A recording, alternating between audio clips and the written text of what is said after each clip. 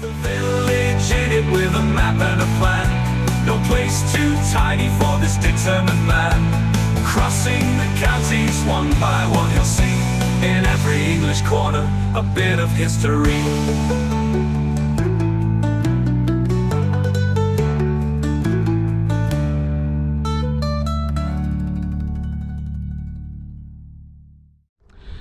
Hello folks, this is going to be a very strange intro to this episode because this is a brand new district, but there's only one parish in it. And even more weirdly, it's the last parish in Nottinghamshire. Yes folks, welcome to a place which has been on my radar for a long time, but I've not done it because I felt this was the best place to wrap the whole county up. Welcome to Mansfield for the very first time, but to Nottinghamshire for the last time. This is the parish of Warsop.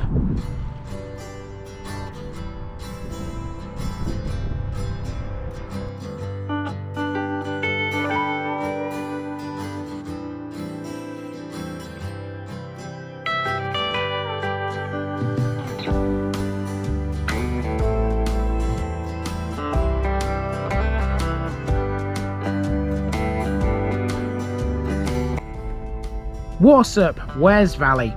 4 years ago, I began my journey through the county of Nottinghamshire. We've seen almost every parish in the place. We've been to its northern border with South Yorkshire, its eastern border with Lincolnshire, and its southern border with Leicestershire.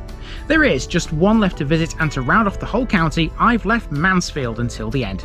This is Warsop, which is a small town. I say small, but the population is well over 12,000.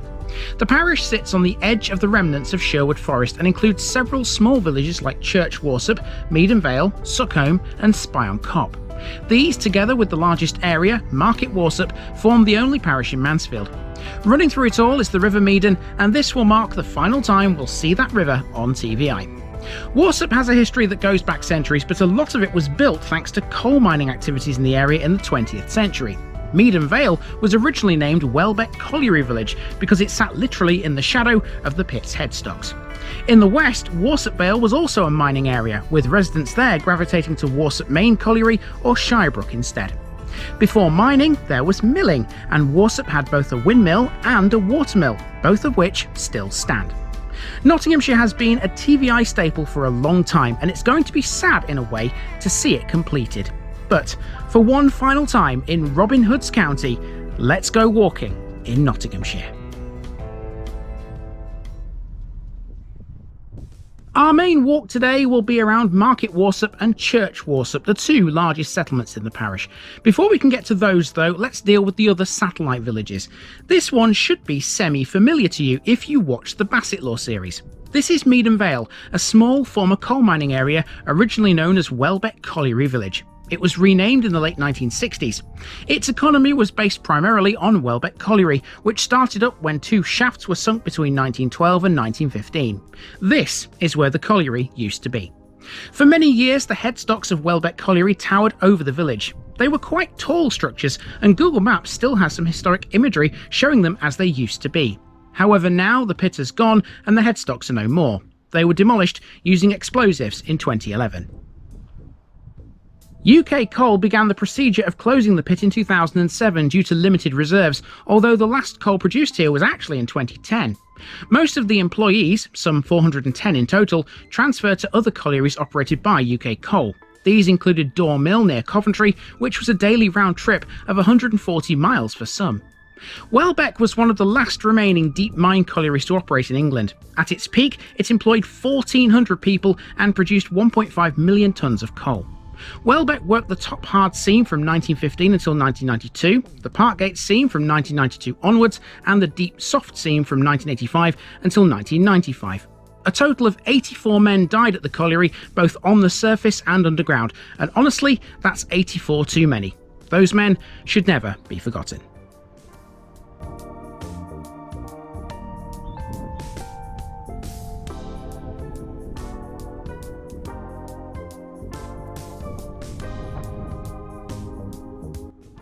Now, as we know, a mining village usually has a lot to speak of, and Meden Vale is no exception. This was a thriving community, and even though the pit has disappeared, the people haven't.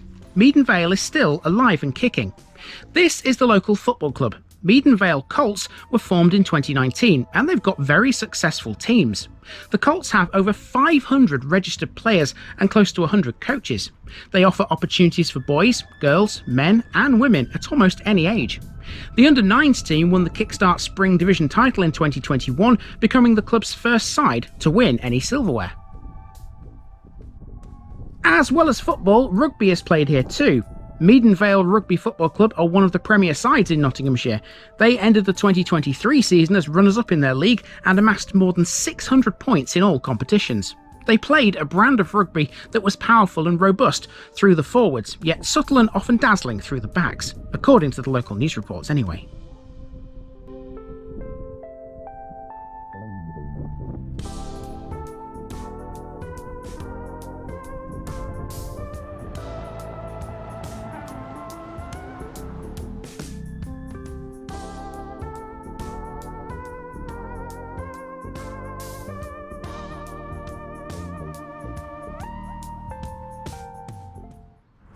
So there's quite a lot in Meden Vale and there's still more to come, and this isn't even the main walk. This is only a short walk, so that tells you how big this area actually is. We've got a few more landmarks to see here in Meden Vale, then we're going to go off on a drive around some of these other smaller communities which surround Warsop. Our next landmark is that building right there. Let's explore what that is. Religiously, Meden Vale has one building, and that's this Methodist church. Although its congregation has dwindled significantly in recent times, the church remains a pillar of the community. The chapel has stood here since 1927. A lot of miners were Methodists. There used to be a mission church in Meden Vale too. It was dedicated to St Hilda and was built by the Colliery Company for the workers at Welbeck. The company donated the site of the church and contributed 100 guineas towards the cost of the building too. The architect was George Warner of Sutton in Ashfield. However, that church no longer stands. It was closed by the mid-1970s and later demolished.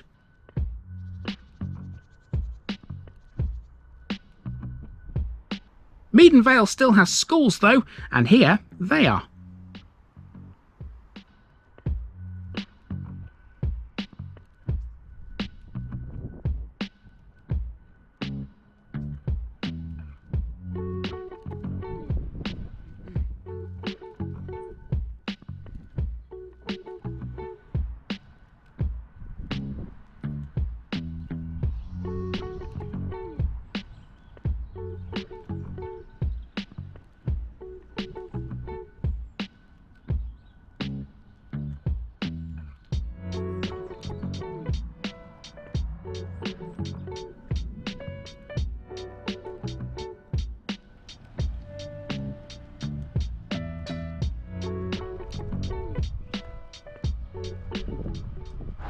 Now, as well as shops, Meden Vale also has a pub, but as you can see behind me, you're not going to be drinking in that anytime soon because it's very, very derelict and boarded up.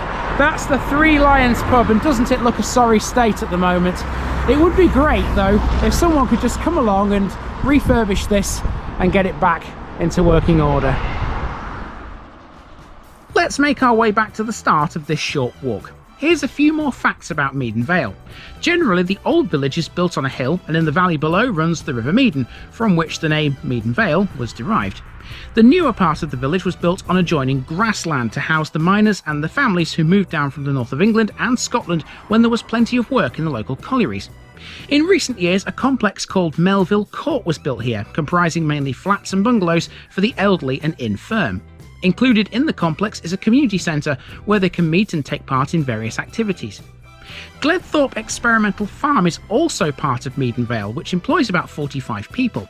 It was taken over by the Ministry of Agriculture and Fisheries in 1949, and it's the only ministry farm in the country which has a poultry unit.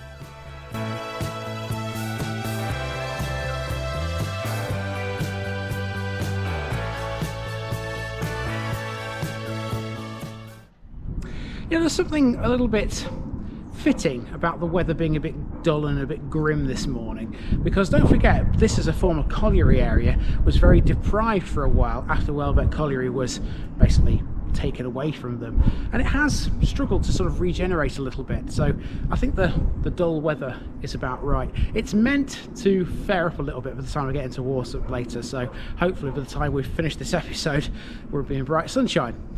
Fingers crossed anyway. Now, that's Meden Vale done. Now we're going to go out to another small settlement, which is on the outskirts of Warsop, and that would be Warsop Vale. Now we're in another vale, this time Warsop Vale, much further to the west. In essence, this is another mining community, but the people who lived here worked in a different colliery, Warsop Main. Again though, it's a similar sort of setup, even if it's comparatively much smaller. Now, coal wasn't always the primary reason for human habitation here. The surrounding area for many centuries beforehand had been quarried for limestone. One such area quarried heavily was the Hills and Holes, now a site of special scientific interest. It's believed the two churches at Church Warsop and Sookholme, which we'll see later in this video, were built using stone from the Hills and Holes area. Warsop limestone was also provided for restoration work at Southwell after the English Civil War. Mining began here in 1893 when the Staveley Coal and Iron Company decided to sink a coal mine some 2 miles south of Langwith to supplement their existing workings there. The reason for choosing a mine in this area was because of the success that Langwith had had exploiting the top hard seam. Sinking of the shafts for Warsop Main Colliery was completed by 1895 to a depth of 558 yards. Before the sinking, the company built a terrace of cottages. They were known as the Rock Cottages, and they were located in the Rhina Thorns area of the Hills and Holes quarry. They housed the engineers who helped to develop the mine and sink the shafts. The mine, although in production by 1895, had no local housing for miners until 1900, and that's where Warsop Vale comes in. The village was built in classic mining terraces consisting of 8, 10 or 12 houses. Multiple terraces were formed into multiple rows on 3 sides of a square, with the colliery forming the 4th. In addition to the houses, the company built a school and a public house named the Vale Hotel. The mining company was also a very strong advocate of social activities among its workforce, and in its heyday this small community of 212 houses boasted a doctor's surgery, a shop, an Anglican church, a Methodist chapel, allotments and several sports facilities. By 1935, Warsop Main was one of the most proficient mines in the country, employing some 2,500 men and boys, producing a weekly output of some 21,000 tonnes of saleable coal. In 1981, the pit's highest ever output was 922,797 tonnes. Unfortunately, the 1 million tonne milestone was never achieved. By 1989, the colliery was losing £200,000 a week and had to close. The headgears were brought down in 1991, marking the end of the mining era. Warsop Vale has now recovered after being substantially redeveloped. The terraced housing along the eastern side of the old U-shaped layout were torn down. The school has gone too. New housing was built along the northern side of the village along East Street, which had previously been in use by the colliery works.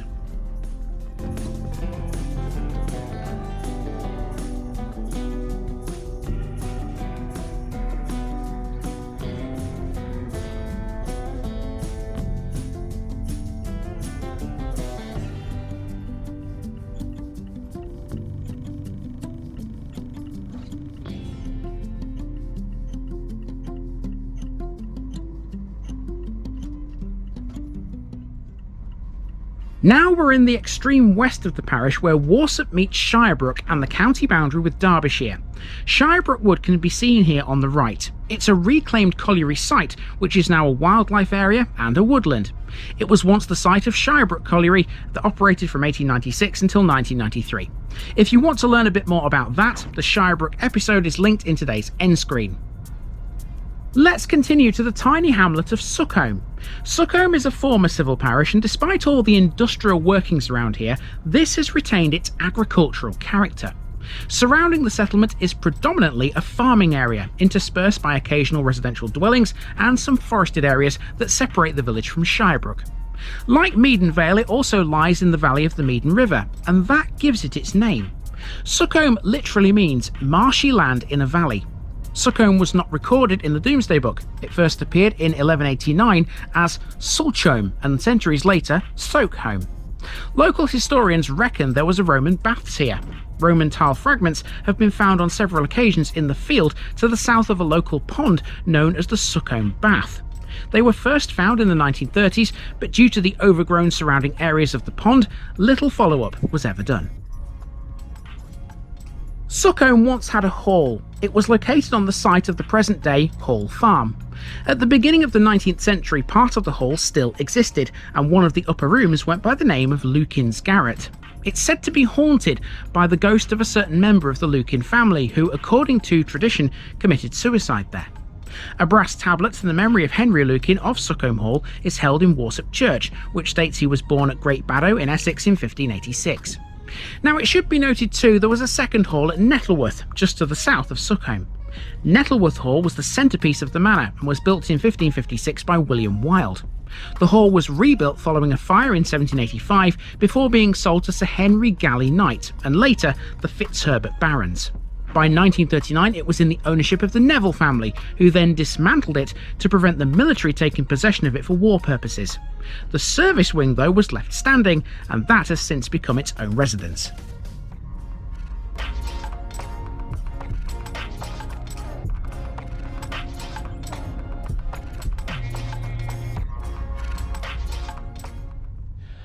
Okay, then brief stop in the travelling around in the car for Sookholme's church, and here it is. Very plain building, isn't it? All on its own here on this lane. Let's check this out. St Augustine's Church is a small building consisting of only a nave and a chancel. It was built in the reign of Henry II in the 12th century. Its plan is almost 2 squares, with the larger square for the nave and the smaller for the chancel, with a door at the west end. There's no tower or spire. Part of the church was taken down at some point and rebuilt further east, removing about a third of the nave's former length.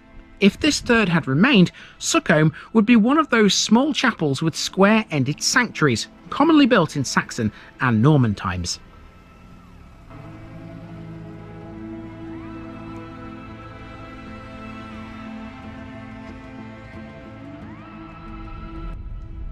Between Sookholme and Warsop is the John Fretwell Sports Complex.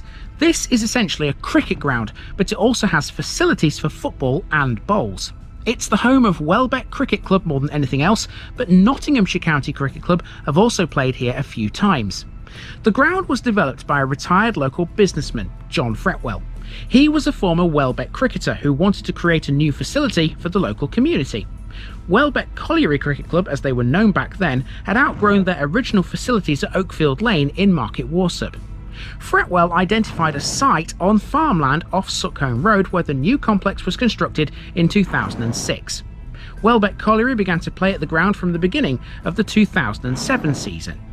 Nottinghamshire's women played their first county championship match here in 2009 and have used the ground regularly since 2013. The John Fretwell Centre also does loads of events, and a fellow YouTuber has been known to perform here. Darren of Adventure Me makes a pretty good Gary Barlow, apparently.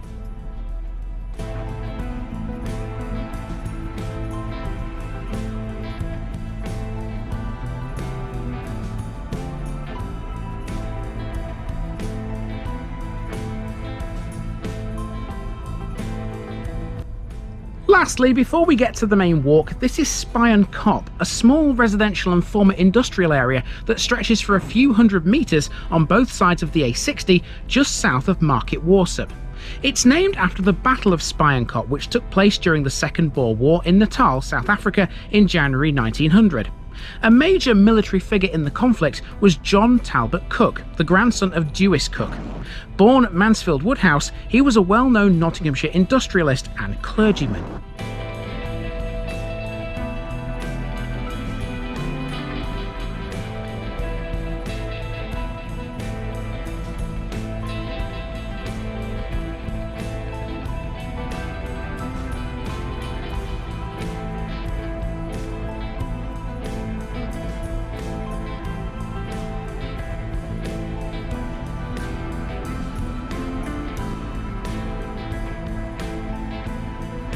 Now, despite the fact that Warsop has a population well in excess of 12,000, more and more houses are being added to its number.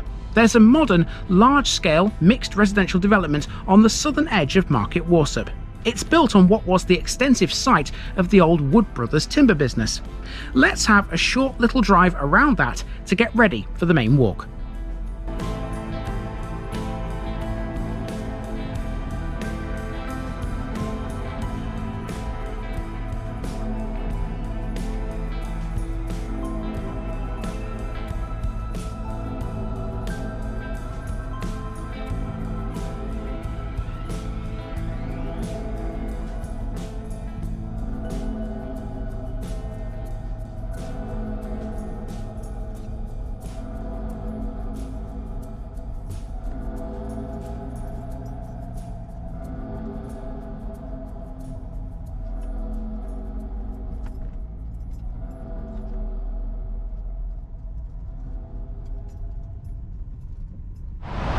sun's out now, there's patches of blue sky. In fact, there's quite a lot of blue sky up there, so hopefully this will be a very nice walk around Warsop. And when I say Warsop, I mean Market Warsop and Church Warsop. You can see behind me there's the church. That's going to be the last landmark on this walk. We're going to go around Market first and then make our way to Church and then come back to the beginning. In the middle of the two is the River Meden. We'll see that a few times.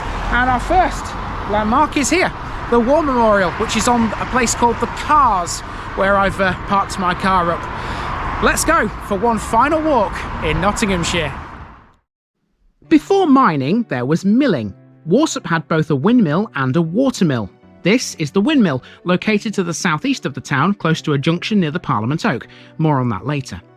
Warsop Windmill is sometimes known as the Forest Mill because it's literally on the edge of Sherwood. Building started in the early 19th century and it was later raised to become taller. It's built of coursed square rubble and brick and was roofless with a round tower.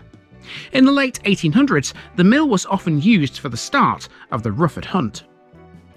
During World War II, the mill was also a refreshment stop operated by Eliza and William Hooley. They sold lemonade and orange pop, amongst other things. The couple lived in a hut, believed to be one of those used on the army camp at Clipston during World War I. In 1930, Samuel Fell Wilson was shot outside this mill as he sat in his car. He was a grocer, wine merchant and publisher of the Warsop and District Almanac. His post-mortem took place in the town hall, which we'll see on the main walk. This is Warsop's Watermill. It was built to grind flour and it dates from 1767. Nottinghamshire County Council's website says this is still used, but thanks to some inside information from a local who met me whilst I was here, that's impossible. Sited directly over the Meden, this was powered by the river below thanks to a water wheel. That wheel was removed in 1946 and the mill was converted to electric power in 1951. It's made of stone and most of it came from the Hills and Holes quarry. Much of the interior woodwork has been restored after two fires in the early 20th century.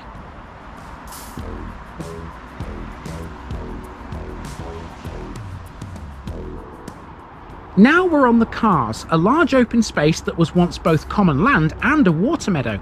The Cars was declared a local nature reserve in 2005 and today it's managed by Mansfield District Council. As well as the mill pond and the River Meden, the nature reserve has a variety of habitats including wet willow carr, hawthorn scrub and wet and dry grassland. The Cars host the annual Warsop Carnival, which attracts over 8,000 attendees. We'll see this again briefly later.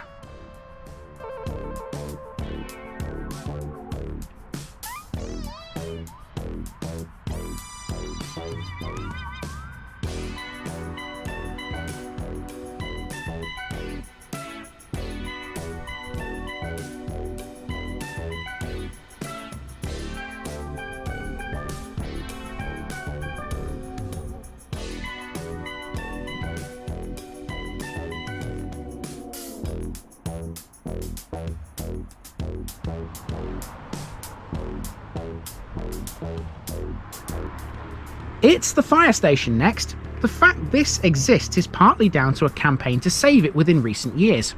Threatened with closure, nearly 7,000 people across the county signed a petition to keep it going.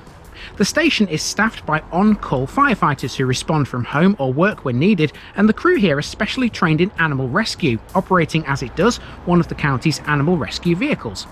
The crew trains at the station every Tuesday night to keep their skills up to date. The crews often work closely with staff from neighbouring stations such as those at Mansfield and Edwinstowe.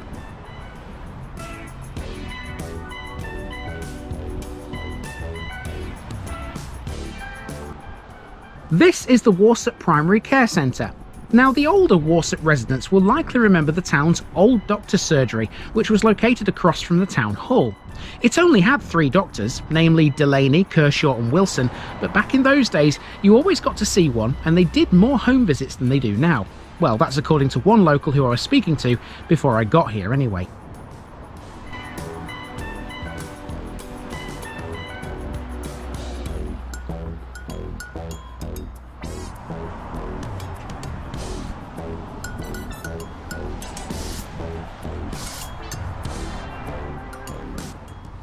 Warsop has a few pubs. Here's the first, the Plough Inn. This is a family-run pub with a history that's not clear, but it's likely it's been around for a long time. It has a lounge area with an open fire and a television, a traditional tap room with a pool table, jukebox and dartboard, and a large beer garden with a pagoda. The pub serves a variety of drinks, but locally it also has a reputation for its food.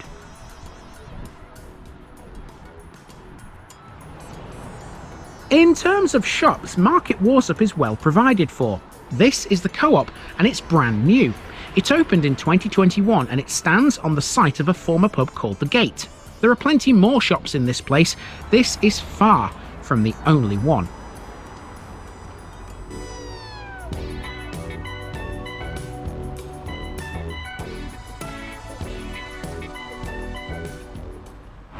There's like two different worlds there. The Cars is a very peaceful place because it's basically just a huge park with a river running through it.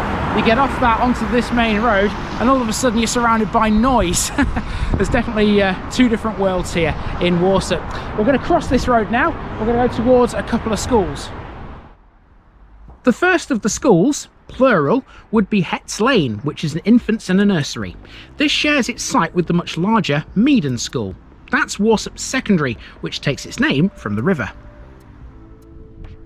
Meden School is a mixed secondary and sixth form with around 860 pupils. It's a member of the Nova Education Trust, which also includes Berklands Primary, which we'll come to in a short while.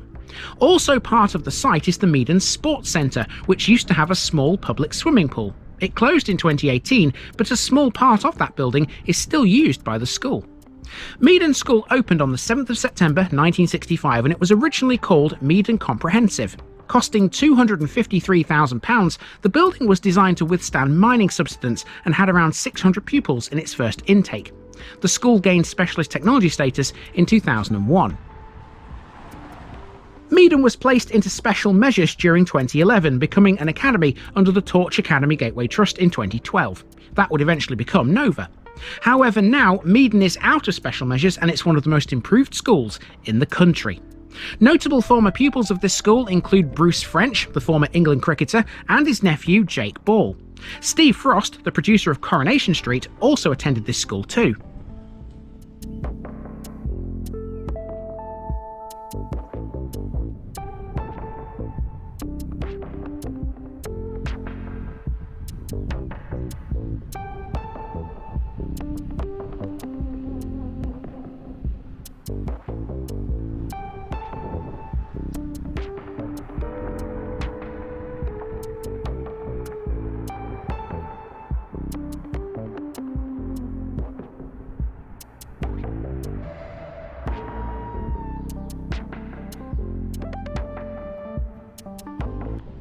After weaving our way through some housing estates, we now have another school. It seems this southeastern corner of Market Warsop is dedicated mainly to education.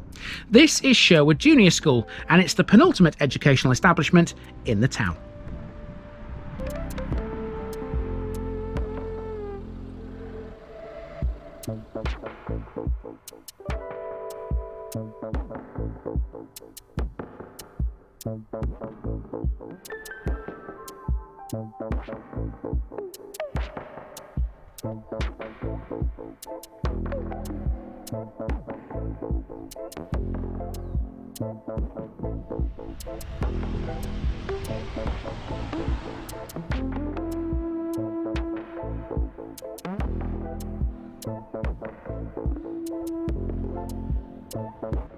After a walk around a bowls club, we're now at St Teresa's Church. This is for the town's Catholics. It was built by Joseph Henry and it was consecrated by Bishop Edward Ellis on February the 20th, 1974. The church is on a sloping site with the parish hall underneath. Now, the Catholic community in Warsop was part of St Joseph's Parish in Shirebrook. Mass was held in a local pub to begin with and then in a hut near the church's current location. The Presentation Sisters, who are resident at Shirebrook, have a long relationship with Warsop and are an important part of the Catholic community.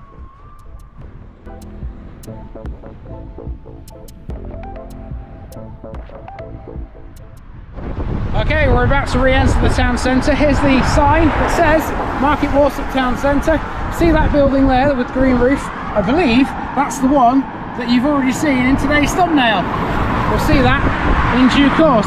Now, Between that sign and the town centre, there's a couple of things here I want to show you. There's a big cross here, and this says at the bottom, Warsop Doomsday 1086, and there's a little plaque by the side of this that says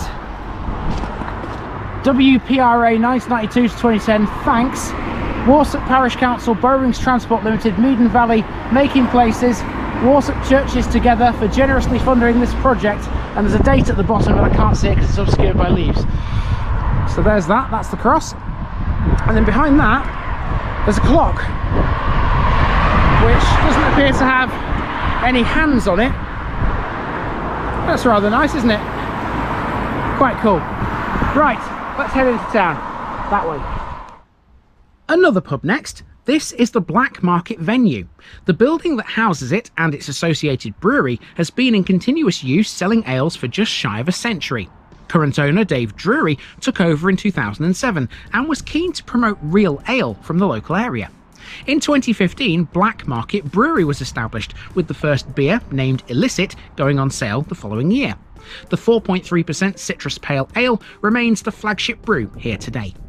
The venue also hosts a well-established 500 capacity live music venue which features 2 stages. Both are used frequently. There's also a quiz every Sunday night, and Tuesday is pool and snooker night. It's dog friendly in the bar area, by the way.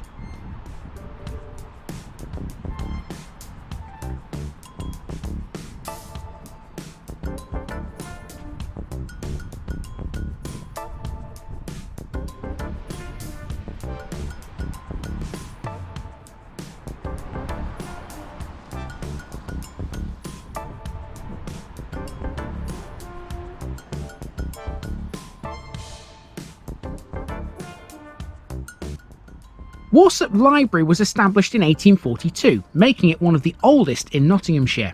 Currently, it's part of the county library system, but it was originally a parochial library instead. Its book collection is as extensive as any other, but it can also boast an interesting collection of works from some local authors. There are some standard works such as the History of Worksop by John Holland, but also some special collections on the Dukeries, the Chesterfield Canal and local industries. Perhaps most importantly, Warsop Library contains books from the private collection of Eric Coddington, a Tuxford resident who died in 2012.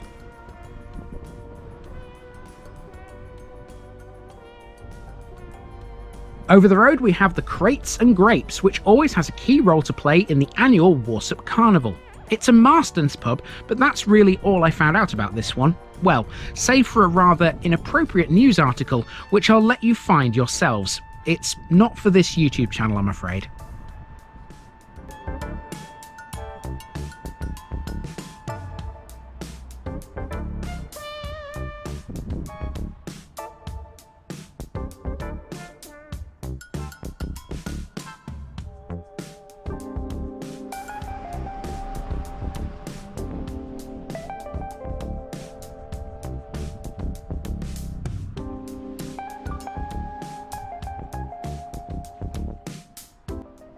Methodism first appeared in Warsop in 1815 with services held in a local shop.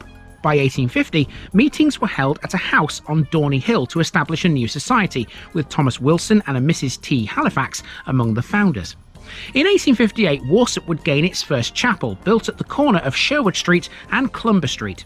In 1907, the United Free Church was absorbed into the Methodist Church, and 25 years later, it became the building we know today.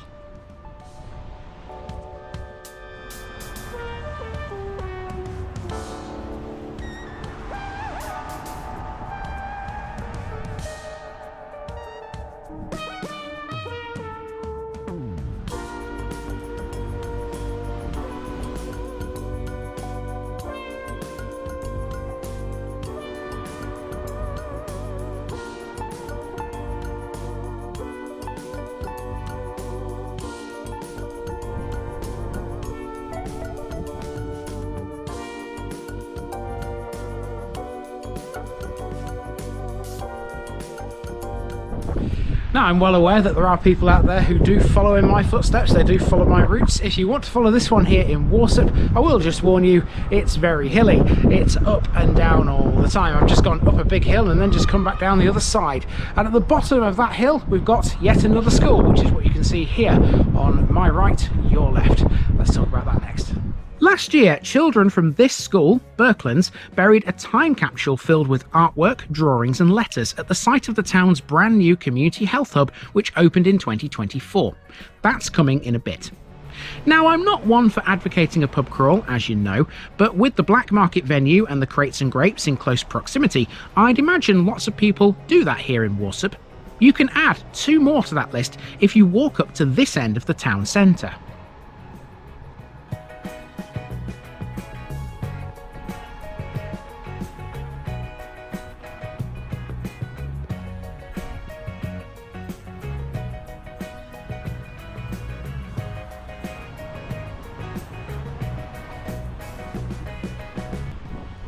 Here's the first. This is the Talbot, which has been here for several centuries. It's undergone a few changes since it was first established, including its name.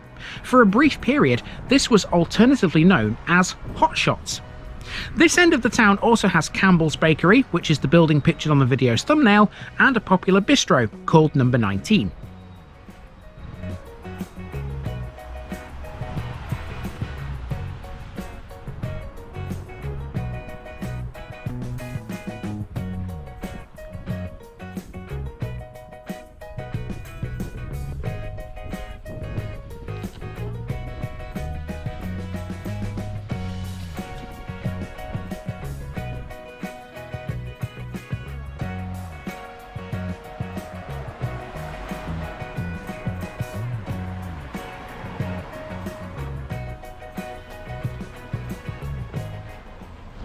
Here we go then, folks. Last time we'll do this in Nottinghamshire.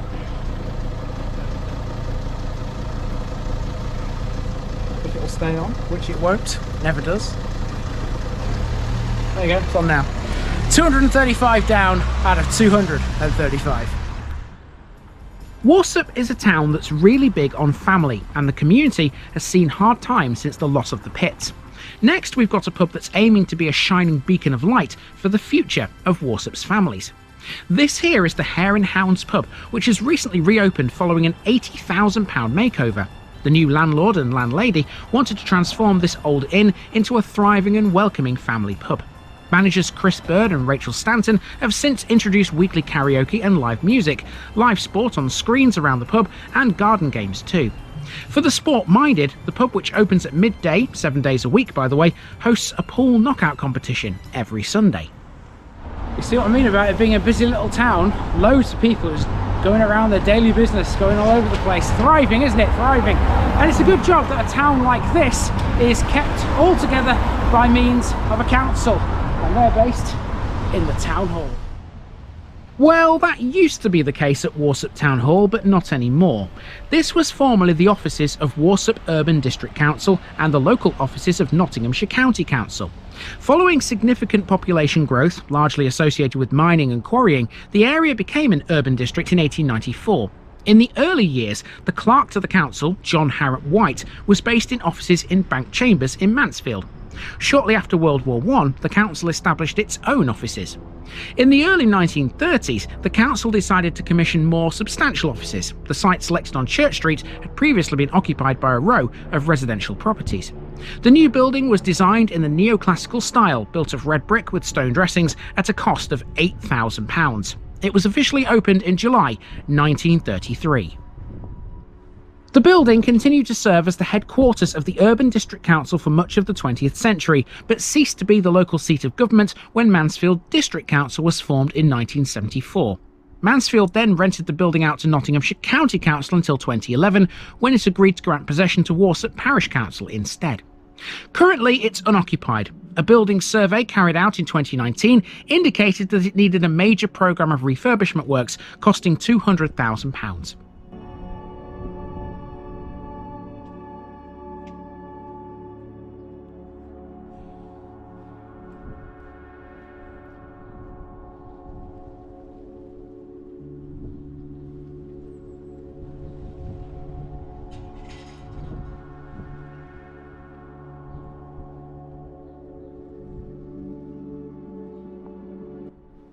This is the Warsop Health Hub, which opened earlier this year. It has a brand new 15 by 8 metre swimming pool, a splash play area, a changing village, a gym, a multi-purpose hall, a cafe, an IT area and a community space. It was made using 420 beams and columns from both British steel and Tata steel, which form the crux of the structure. In total, just over 51.5 tonnes of steel were used to build it. It cost some £9.2 million to build, and the hub was made possible thanks to funding agreements secured by partners and agencies, as well as the District Council, who threw £5 million at the project themselves. £1.8 million came from Sport England.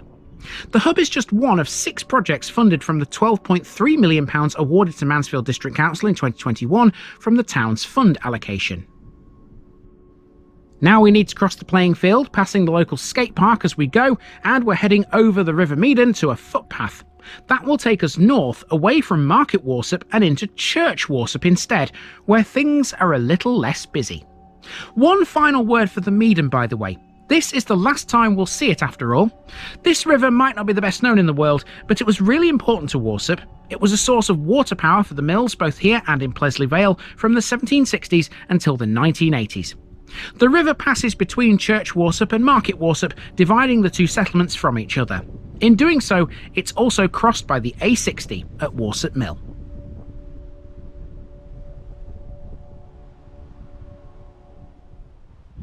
Right, we're pretty much done with Market Warsop now, and now all that's left in this episode is Church Warsop. Now, to get between the two, we need to go across this field along a footpath. It'll take us to an old chapel, and yeah, this is the last village in Nottinghamshire.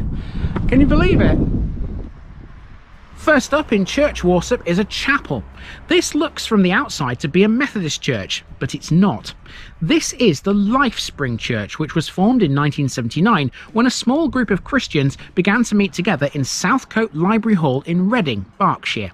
At that time they were known as the Southcote Fellowship, but in 1984 they changed their name to the Prospect Community Church. Numbers began to grow and they moved from place to place, and soon enough there were a few branches elsewhere in the country. This is one of them. Lifespring's first actual dedicated building was the Pavilion, an old snooker hall and cinema on Oxford Road in Reading itself. In a similar fashion, this chapel wasn't purpose-built either, because it was originally a Salvation Army building. It became known as Bethel Church, and it was where a lot of mine workers' children went to Sunday school. It was run by Mr. Tonks, who was the gardener for the pit manager at Warsop, Maine. Behind the church there used to be some Nissen huts with stoves in them, where kids often had Christmas parties. At the side were greenhouses, where tomatoes were grown. Just up the way is a small park. There's not a lot to say about this, or most of this end of Church Warsop in general actually. That's not to say it's dull and boring though. I found Church Warsop to be a pleasant little place, far enough away from the town centre to be quiet, yet still involved enough in the wider civilization. Most of the village was built in 1926 by the Staveley Coal and Iron Company. It's pretty simple to understand why. Like Warsop Vale, Church Warsop was designed for colliery workers and their families. Most of them worked at Warsop Main Colliery. Now, the average resident here today has a nickname for this part of the town. They call it Scab Alley. Church Warsop has its own school, and here that is. This is Church Vale Primary School and Foundation Unit, and it occupies a prominent position north of the village. This is the last school on the walk, and by default, the last school in the county. I felt that was quite a poignant moment for some reason.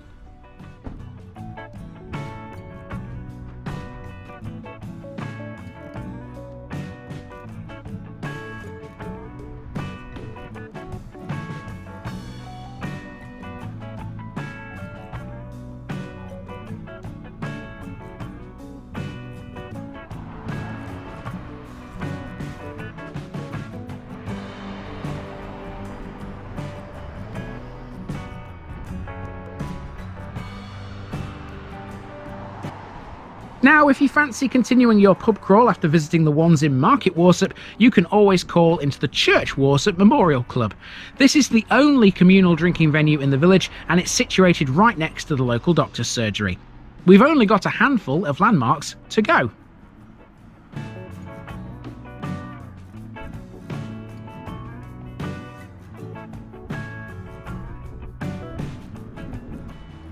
This here is the Parish Centre, upon which dozens of local residents descended in 2022 to celebrate its golden anniversary. The centre, on Bishop's Walk, is run as a community facility by Warsop Parish Church. It's based in the Grade 2 listed Warsop Old Hall, known by residents as the Tudor Barn. It was renovated into the Parish Centre in 1972, although some parts of the building date back as far as 1360. That makes this one of the oldest buildings in the county. Now, of course, this would have been where the Lords of the Manor once lived, but tracing them is a little difficult to say the least. It's an even harder task trying to work out which of them would have lived in this building. William the Conqueror granted the manor to Roger the Buzzley in 1067. By the 12th century, it had passed to the FitzAlans and then to the Lexingtons and the De Suttons in the 13th century.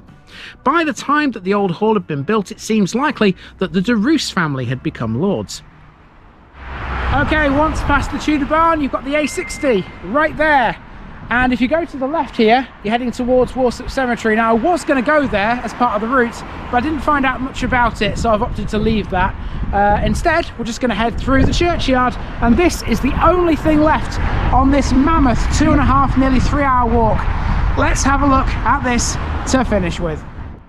St Peter and St Paul's Church puts the word church in Church Warsop. The earliest fabric here is from the 12th century, although it is known that an 11th century church existed at Warsop because it was mentioned in the Domesday Book. It could even be argued that there's some pre-conquest work preserved in the south and west faces of the broad and massive west tower. Incidentally, the tower arch here was described by Nicholas Pevsner in 1979 as having the crudest, biggest zigzag. Additions and alterations to the church were made in the 14th and 16th centuries. It underwent comprehensive restoration in 1877, during the course of which an old floor was discovered some 18 inches below the then existing floor. A memorial stone from 1512, which formed part of that early floor, was kept and set into the wall of the restored church. Now, during the 1930s, at the height of the mining boom in Warsop, coal was extracted from underneath the church. This caused considerable subsidence to the extent that the building had to be supported, inside and out, with splints and scaffolding. Steel girders were also placed beneath the foundations to form a raft. Recent research indicates that no further mining was ever allowed under the church, and this is the reason that the residential properties on the western end of Eastlands Lane have never suffered from subsidence.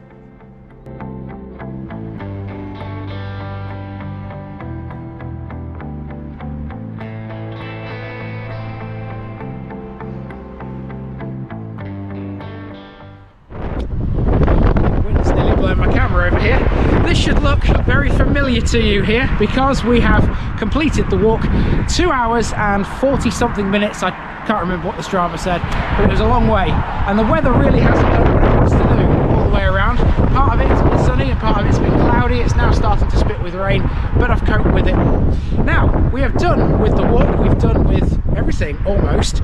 I say almost because there is one final landmark that I want to show you before we leave Nottinghamshire behind. Come with me into Sherwood Forest as we have a look at the Parliament Oak. This is the Parliament Oak, a veteran tree reputed to have been the site for impromptu parliaments held by Kings John and Edward I. In the 19th century, the tree was propped up by William Bentinck, the 4th Duke of Portland. The tree was shortlisted for the 2017 Woodland Trust Tree of the Year Award.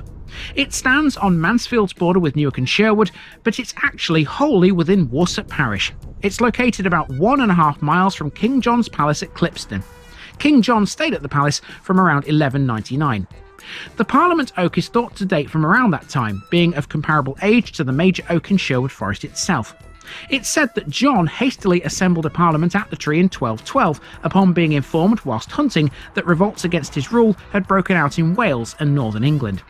He's thought to have decreed that 28 Welsh boys held as hostages at Nottingham Castle were to be put to death as a consequence. Edward is also said to have assembled a parliament at the tree at Michaelmas in 1290 whilst travelling to Scotland. His story is thought to be more likely true than that of John though, because it wasn't uncommon for parliaments to be held outdoors at that time. The Parliament Oak has been described as a relatively unknown tree when compared with the major oak, but even so, there was a pub in Mansfield Woodhouse which had the name Parliament Oak until 2011. trees, magnificent things, aren't they? I mean, the Parliament oak is no major oak, but it's certainly very important historically, and a great place to hold a gathering.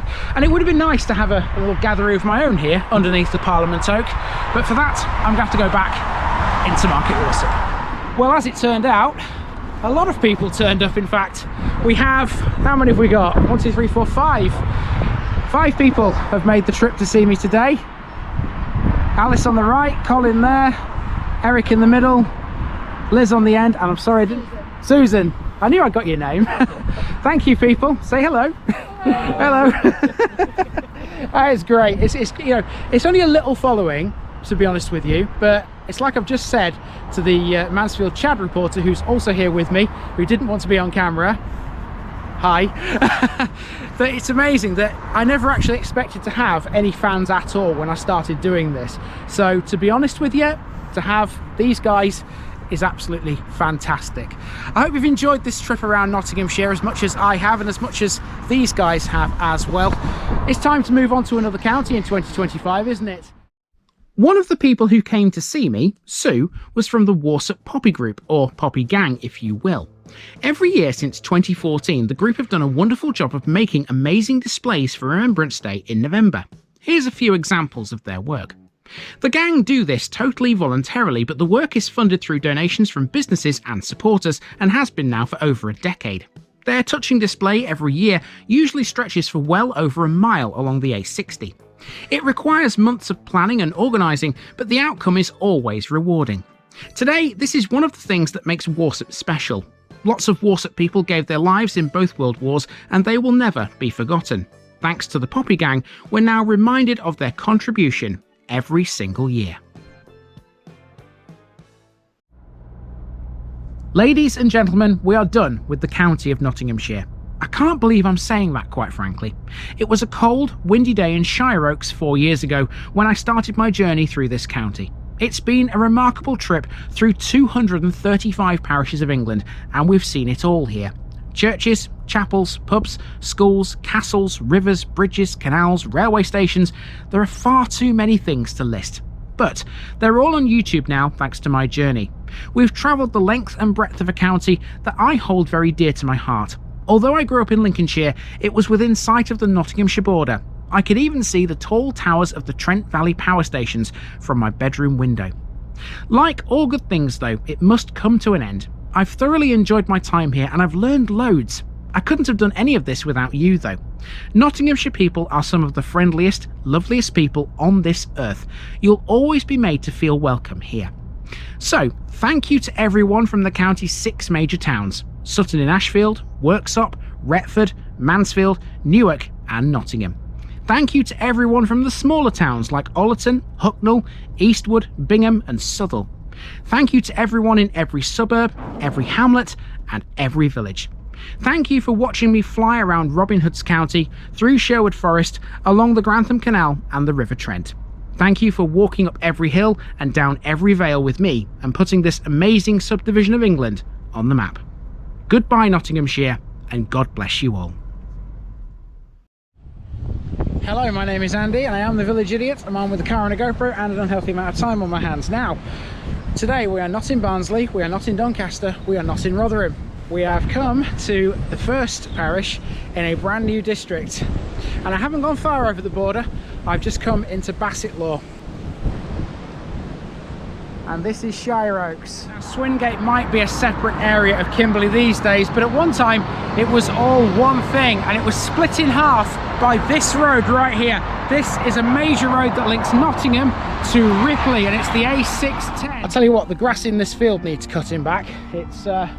It's very long at the moment, so if you are going to come and visit King John's Palace, just beware, you've got to wade through this. So I've been going for nearly 2 hours now. I'm nearly back to the car. At the end of this road, after crossing this roundabout you can see in front of me, take a left turn and then immediately turn right and you're back on common side. And that has been Selston, or at least the village of Selston.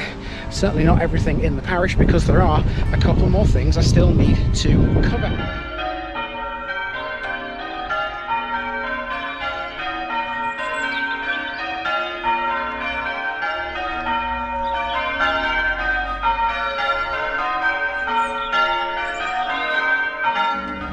Right, okay, we are pretty much finished here. Now, I couldn't get a shot of the village hall, and there's a very, very good reason why. Now, when this video eventually goes up on YouTube, I will explain it in the parish notice board that follows it, but I can't explain it right now. I'm actually a little bit shaken and quite frankly offended. I've changed my planned route for this one this morning already because it was too early really for me to start. It was still a bit dark. It is now starting to get light, as you can see.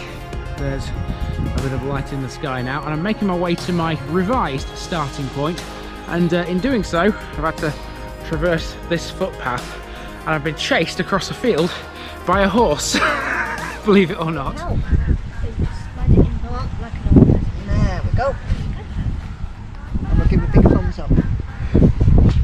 Thank you very much, Matilda. Welcome back to Newark and Sherwood, everybody. Now, I've been looking forward to this one for quite a long time, and I've got Nikki with me for the first time since Founding, actually. You're in the Newark and Sherwood series. You're going to love this place, Nikki. Do you know why? Why? Well, look behind you. You can see two towers there, and they belong to a minster, Whoa. which since 1884 has termed itself a cathedral. Okay, so I'm still not totally sure whether or not I can capture any of this yet. I've just been into the tea rooms to ask if they've got like a site manager I can speak to. Apparently there's one around somewhere. So I'm waiting here to see if they actually turn up and you can probably tell from the lights outside the chestnut there that the light is starting to fade. I haven't got all that much left to do, to be honest with you. I've got a sports area to see, there's the cliff walk alongside the River Trent, there's Rockley Memorial Park and the Radcliffe pub, plus an extra bit of driving at the end. Do you think we're going to make it, or are we going to finish in the dark? Let's see. So what are we looking at here, Matt? This is one of the old embankments for the Furbeck branch line. If you walk up here, you'll be able to see how it stretches. So where did this go? From what I understand, the portal is back over towards the miners' welfare. It would then swerve round sort of parallel to the road and head towards Arworth, Burcoats and Maltby. If you're a visitor to Strelly, you're probably going to end up parking your car along this stretch of road just here. I've opted for a place that's further down the road so that I can walk between 2 points. But mostly people park the car here or in the car park at Strelly Hall. So everybody that works here does so on a voluntary basis, apart from one person, according to John. Not quite sure who that person is, but he's the only one who gets paid. Everybody else does it for the love of this building and for everything it used to do. Here we are then at RAF Winthorpe, which is mostly within Winthorpe Parish, but this part right here is within Langford. We're at the Newark Air Museum. Let's see if we can see what all these planes are. Most of the area that people generally know as Annesley or Annesley Woodhouse is not actually in Annesley Parish. It's a weird situation where most of the parish is actually to the south of what you would term Annesley itself. From this point you can see the River Trent. I don't know whether you can from here, but I can certainly see it. Whoop, the camera's nearly fallen over. There you go, you can see it there in the distance through that gate. There's a flock of sheep and the Trent is just beyond. Well, this is certainly very interesting if you're into horses or anything equine. I mean, we've seen a few stables and things before on the channel, haven't we? But certainly nothing of the scale of this.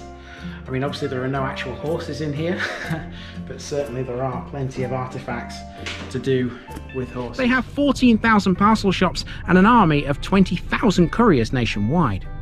Now, as much as I would like to sing their praises, as one of those 20,000 myself, I can't. I've been trying to leave them for the last 4 years to do this job full time. Maybe you can help. Be sure to give this video a share, a like, and a subscribe, and hopefully I'll be gone before peak. Trust me, Christmas at Every is like hell on earth. Okay, I've just realised I actually can't use that bus. Even if I make it to the bus stop in time, I actually can't use it because, like a dimwit, I've left my wallet in the car. Well, this wasn't part of the plan. The footpath's closed. I need to get up there. That is my route, through here and up that way. I can't see any reason why this is blocked off, to be honest with you, because it seems all the work is taking place over there.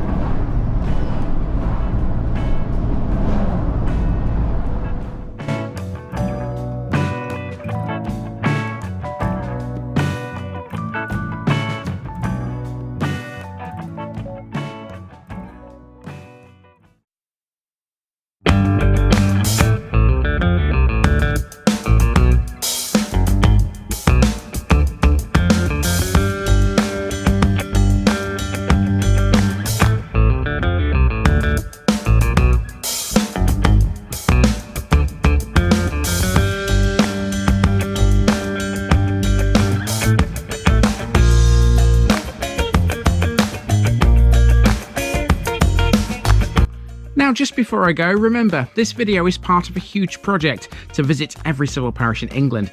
That's more than 10,000. These routes are pre-planned, and due to time constraints, I can't cover every detail or walk down every street. Please don't complain if this video missed something out. I pronounce names how I choose to. I am very aware that local dialect may vary, and I don't take kindly to criticism about this. You've been warned. It's impossible to know everything too. If this video was terrible, make your own. If you're a regular watcher of The Village Idiot, you're not the only one. If you've got a small business, why not use my videos to advertise it? Leave a comment below if you're interested. And finally, thanks for watching this episode, everybody. Give us a like and a subscribe if you've enjoyed this episode, and share it with your friends and relatives. It all helps to keep this mission going. Until next time, I've been Andy, also known as The Village Idiot, and I'm out.